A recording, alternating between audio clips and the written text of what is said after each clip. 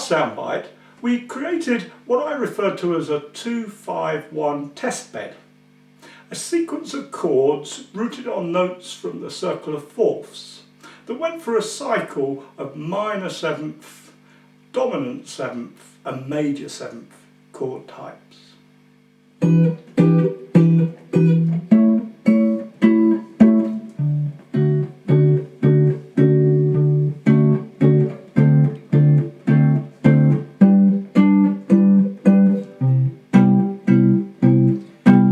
In this lesson, I want to start showing you some of the ways we can use this test bed to help increase our understanding of and our ability to work with this, the most common of all chord sequences used, especially in jazz music.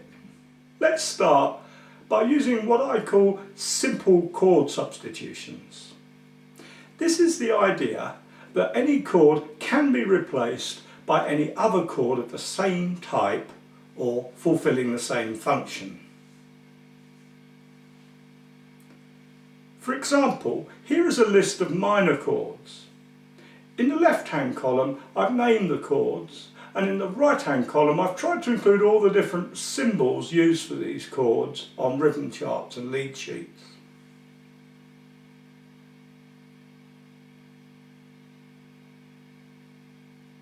The principle of simple chord substitution says that wherever one of these chords is used, it could be replaced by any of the other chords in this list.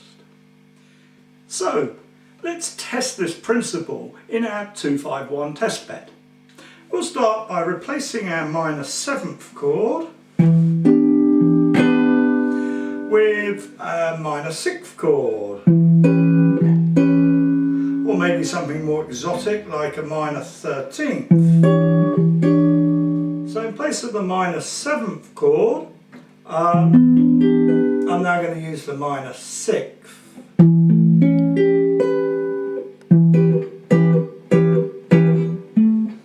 The other two, the dominant and the major seventh, I'm keeping the same.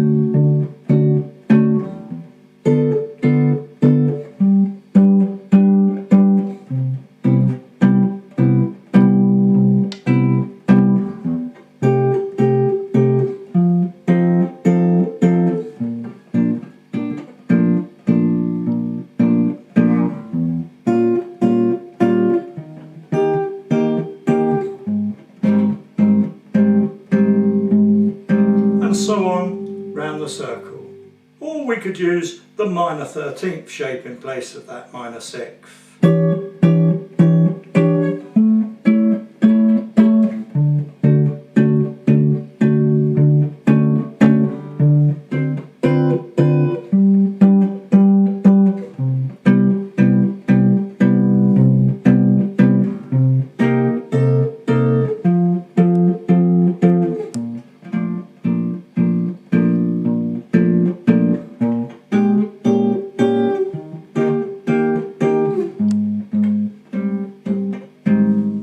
Cases, I want you to hear that although the sound is subtly different, the chord still functions in the same way in the context of the sequence. The 5 chord can be substituted by any other chord of a dominant type. A dominant chord is principally any extension of a dominant 7th chord. So let's hear what happens when we replace our dominant 7th chord with a 7 flat 9 chord, for example.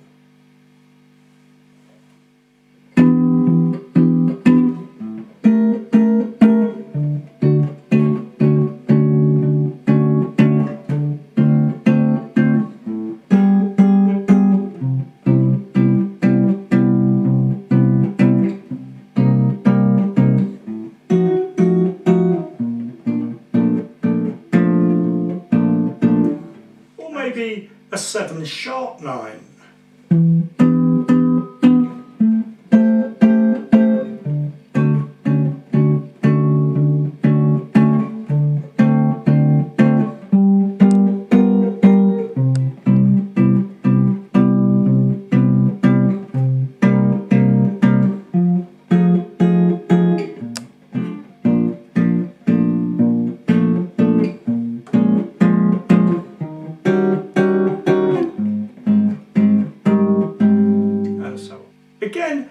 important to hear how this is functionally the same sequence, just with a different musical flavour.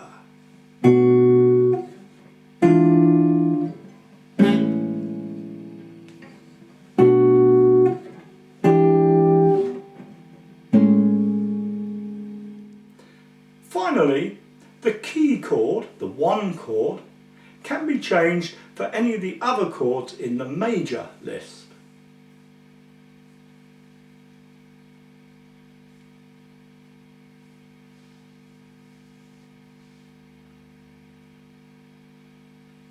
In this case, we can either substitute both bars.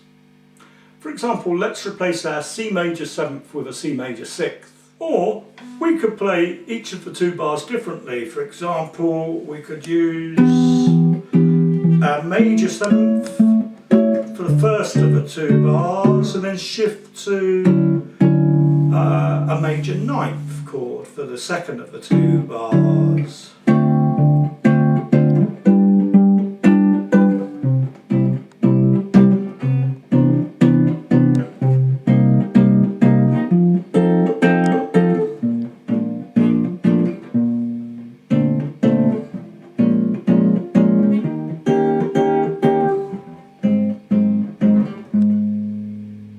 This is really a reminder that chord substitution isn't limited to one-for-one substitution.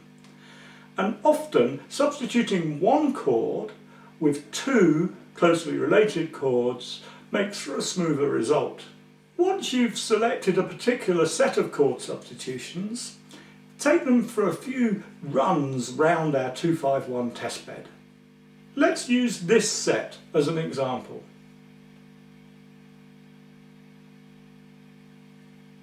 A minor 6th for our 2 chord, a 7 flat 9 for our 5, and we'll stick with a major 7th for our key chord, although notice I've changed the voicing slightly to one using a dead 5th string to make a nice descending melody line.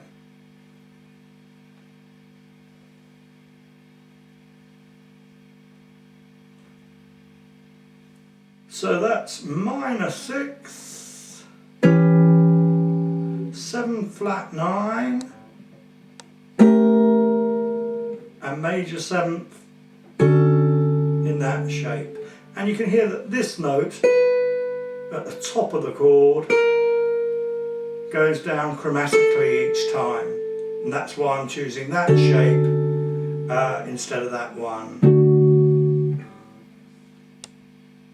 So let's take this round our testbed. 1, 2, 3, 4.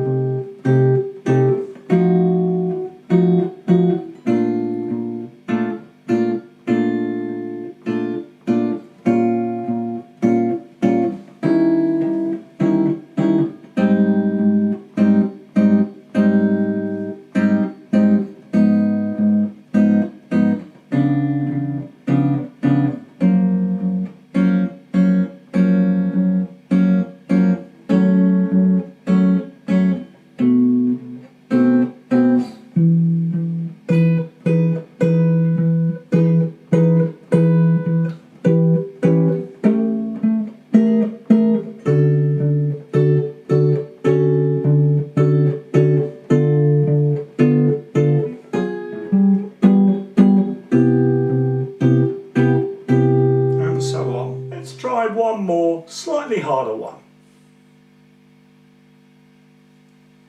A minor 9th for our 2 chord, a 7 sharp 9 for the 5, and a major 6th for our key chord.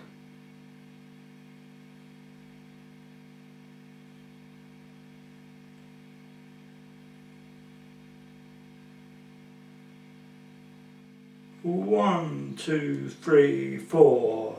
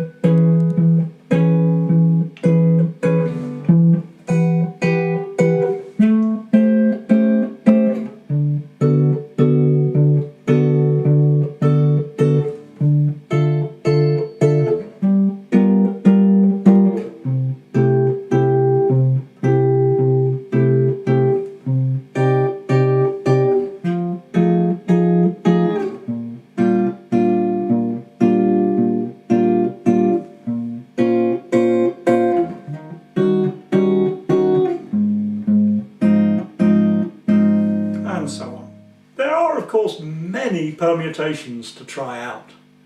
And a few hours spent doing this will, I promise you, pay dividends in improving your technical ability, your understanding of how these chords work together, and your ability to hear changes in key centres. In the next soundbite, we'll show you how to use the test bed to work with arpeggios and arpeggio-based improvising ideas. If you found this little video interesting, please click on the like button if there is one, or leave a comment.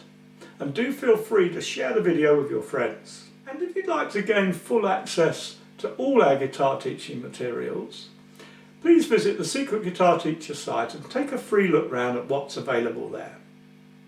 See you again soon.